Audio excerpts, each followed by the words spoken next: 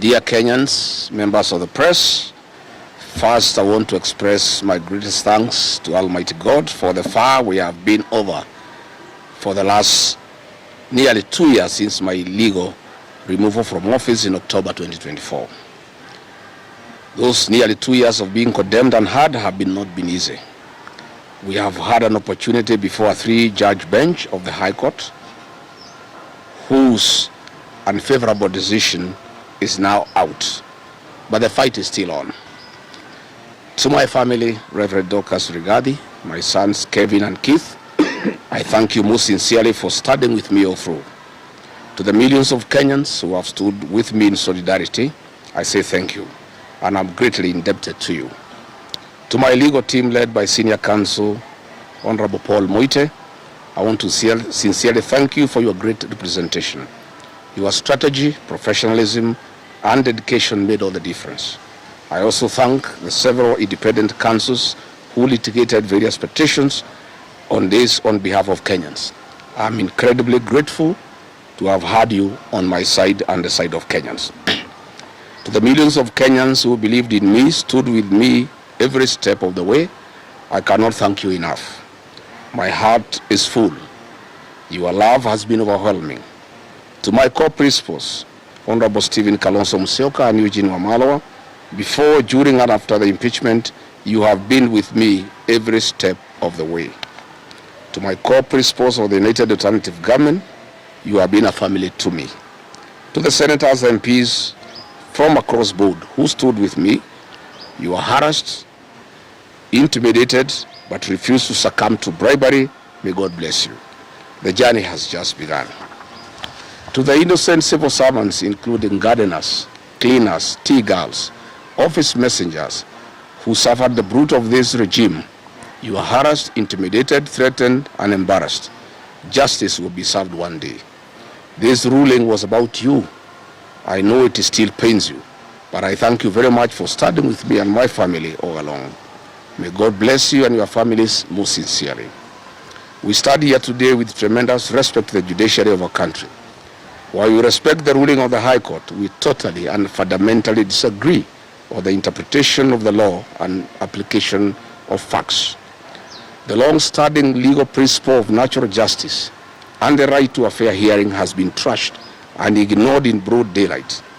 What a sad day for those whom have undergone this in the past and those who face the same in future. We shall proceed to file an appeal at the Court of Appeal on the decision and hope that justice shall prevail. The framers of the Constitution provided for an appellate and Supreme Court. We believe we shall fight to get justice one day.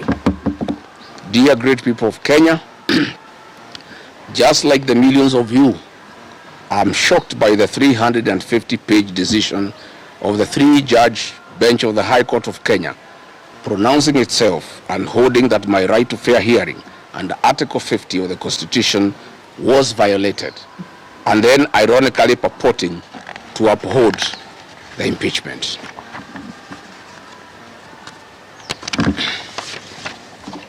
It is lost on all of us how the actions and decisions of Parliament, categorically determined by the 3-judge bench as unconstitutional and a product of an unfair process, can then be deemed valid by the same bench. Those contradictions are an abuse to the intelligence of the people of Kenya who are following the process and the judgment many hours on. The fundamental right to fair hearing, guaranteed under Article 50 of the Constitution, determined to have been violated, is amongst a set of constitutional provisions protective of every Kenyan facing any accusation. Article 25 of our Constitution provides rights that are non-derogable. They cannot be limited under any circumstances. And the core is a provision to fair trial. The right to fair hearing bound by Article 50 and in regard to the process. Article 47 demands fair process requiring mandatory fair hearing.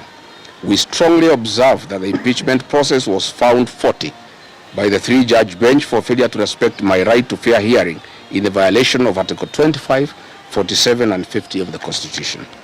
Once that determination was made, the entire process collapsed and was null and void.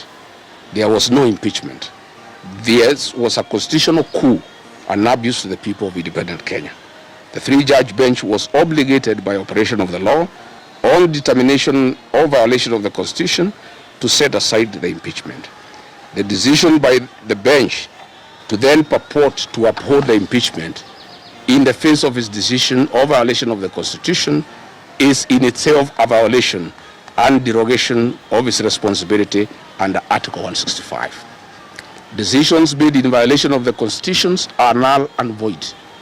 Lord Denning in Macfoy declared that if an act is void, then it is, in law, a nullity.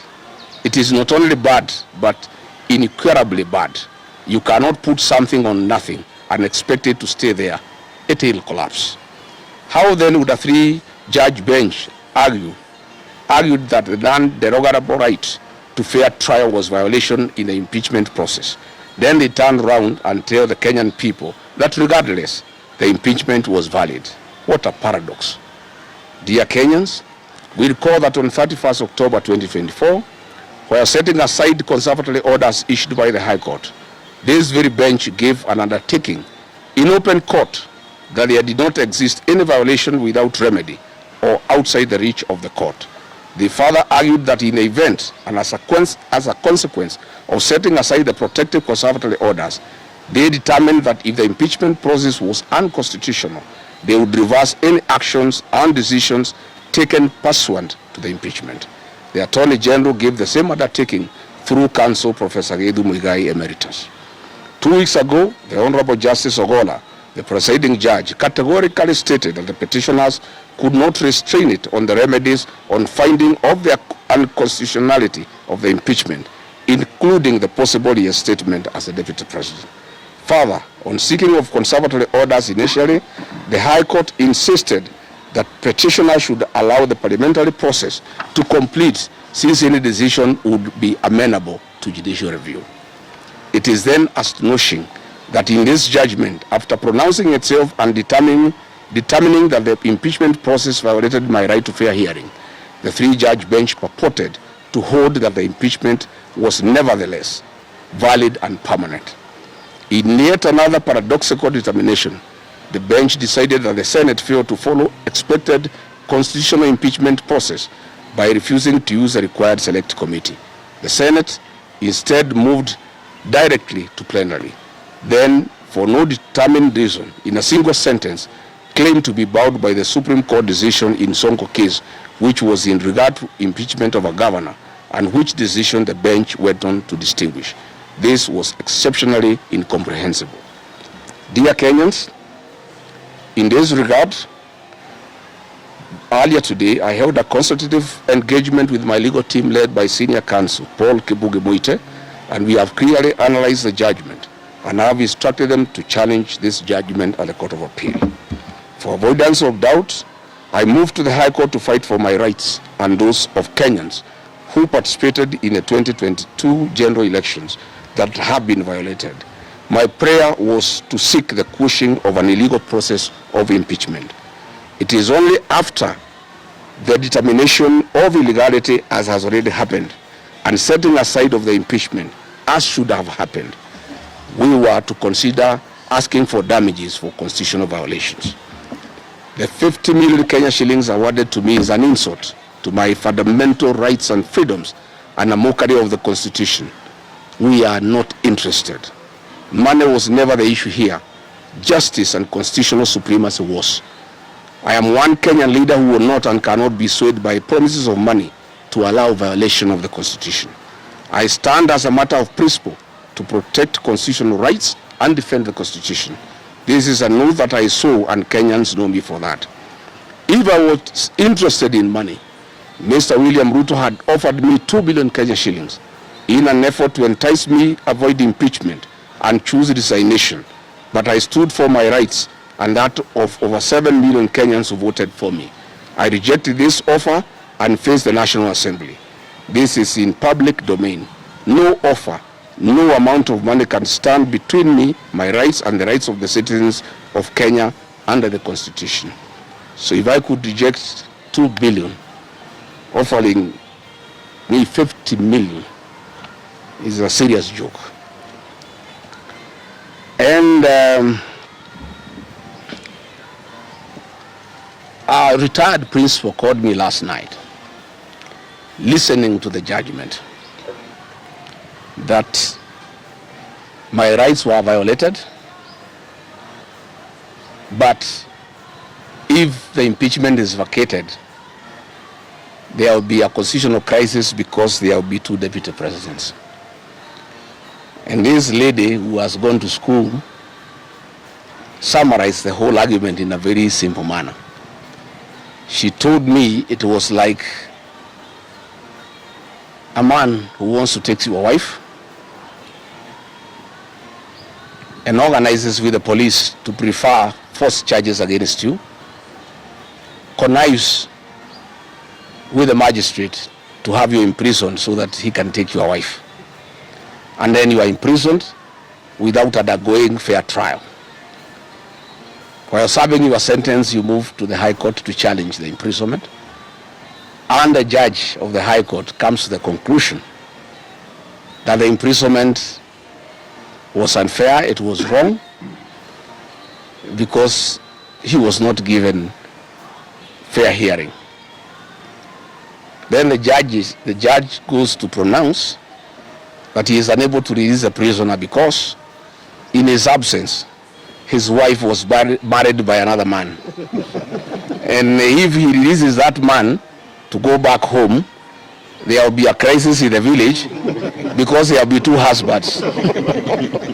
And then he tells the prisoner, let me look for some little money to give you, continue staying in prison so that the man who took your wife can continue enjoying in your matrimonial home. Fellow Kenyans, my supporters and Kenyans from across the country have reached out to me. They are enraged, bitter, and apprehensive about the false narratives being spread by the state that I'm ineligible to run for office as President of the Republic of Kenya. This is a desperate and false propaganda by those terrified of my candidature. William Ruto knows Gachagua is a man to send him home. And those around him are terrified of my candidature. That is why we had this very, very embarrassing judgment yesterday of finding that my right to fair trial was violated, but then the impeachment cannot be lifted. This is a desperate and false propaganda by those terrified of my candidature.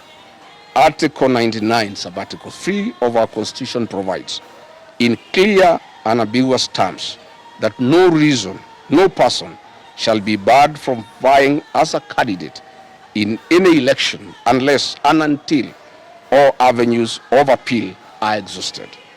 This erroneous judgment of the bench previously determined by the Court of Appeal have been unlawfully empaneled has taken nearly 2 years. And that was just the initial stage of the appellate process.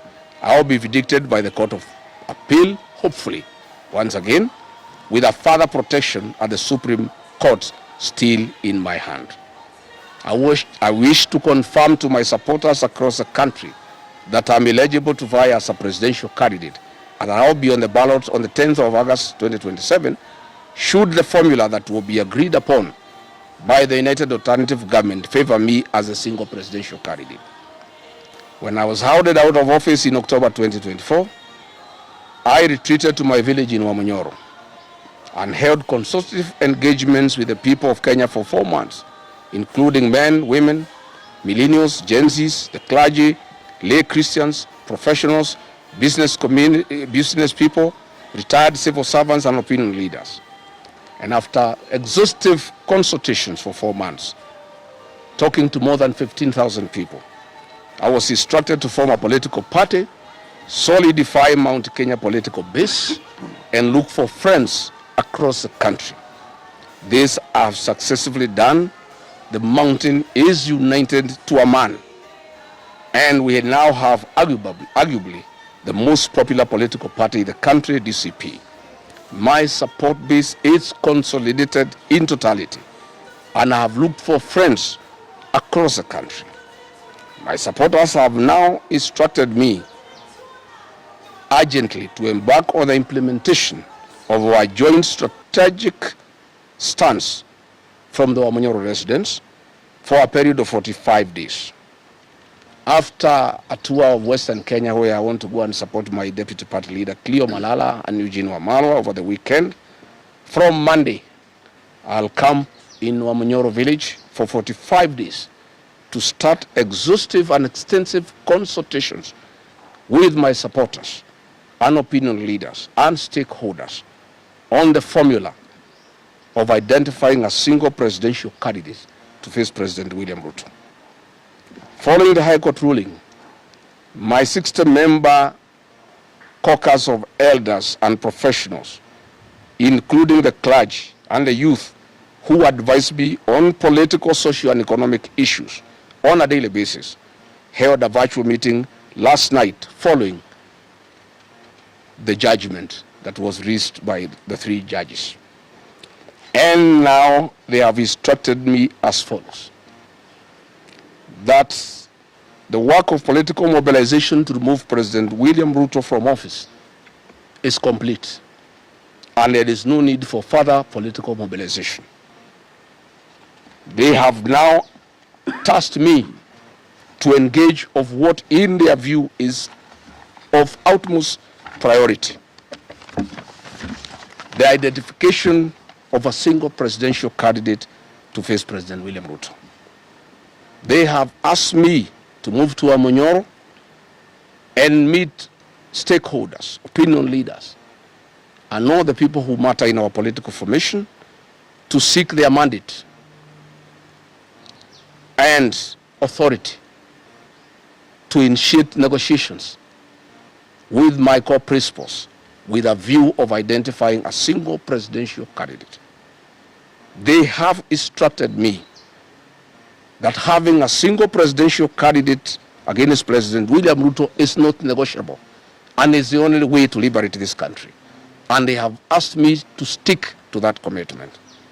And I therefore want to assure the people of Kenya that regarding Gachagua, on instructions from his supporters, who are in millions, nearly 10 million people, we will lead from the front to identify a single presidential candidate to face President William Ruto. From our corner, we have 2 plans, Plan A and B, that we shall discuss with the stakeholders for 45 days. You will not see me anywhere in public rallies. I will be in Wamunyoro, doing very, very serious, extensive consultations, because this is critical for the country. It's extremely critical for the country. We have 2 plans. Plan A is to mobilize support from across the country in the event that my colleagues and the formula we shall agree on favor me as the presidential flag bearer. Plan B, in the event that the formula does not favor me as a single presidential candidate, to get mandate from my supporters to, jointly with the other core principles, identify a single presidential flag bearer to face President William Ruto. I want to reiterate and firmly state to the people of Kenya that I remain committed to work with my colleagues in the United Alternative Government towards the cause of a single presidential flag bearer. I remain hopeful that I will be that candidate for the election of the presidency. I have the capacity and the muscle, I have the infrastructure and the presidential experience, I have the necessary networks and great mobilization capacity, numbers behind me, and a very good strategy for the presidential campaign. However, if any of my other colleagues is agreed upon, I give a very firm commitment to the people of Kenya that I, regarding Gachagua, and 10 million supporters behind me, we shall rally behind the agreed candidate to a man, and I, regarding Gachagua, will lead the presidential campaign, and I will lead in the political mobilization that has never been seen in the history of independent Kenya to make William Ruto a one-term president and restore the Kenyan nation and save the Kenyan nation from corruption, conflicts of interest, state capture, erosion of democracy, extrajudicial killings, wanton sale of public assets, and the embarrassment that our country has faced for meddling in our foreign policy. I want to say we must get back our nation. I want to say that Kenyans have lost far too much to be quantified, and we cannot lose more. Kwa hivyo mimi nataka kuhakikishia Wakenya ya kwamba safari ya kutafuta kiongozi mmoja wa kupingana na William Ruto imeanza, na Rigathi Gachagua ndio ataongoza, and I'll do whatever it takes to mobilize my colleagues, to persuade them, to make it possible to have one single presidential candidate. And I want to tell William Ruto and his supporters, it is I, Rigathi Gachagua, who mobilized 4 million votes to make him president. I will mobilize 10 million voters to take him home. And I also want to confirm to him and his supporters, much as they despise me, I made him president with my supporters. I and my supporters can make another Kenyan president. That they must know. And they must stop having entitlement. The fact that I and my supporters supported him then gives me no obligation to feel ashamed that we shall not vote for him. I want to confirm that if I'm not the flag bearer, I and my supporters will support another Kenyan. And I am committed. And I will do whatever it takes with my colleagues to make sure there is no division within the opposition, to make sure that everybody moves along, to persuade all my supporters to move along with me, that in case it is not me, I'll persuade all my supporters.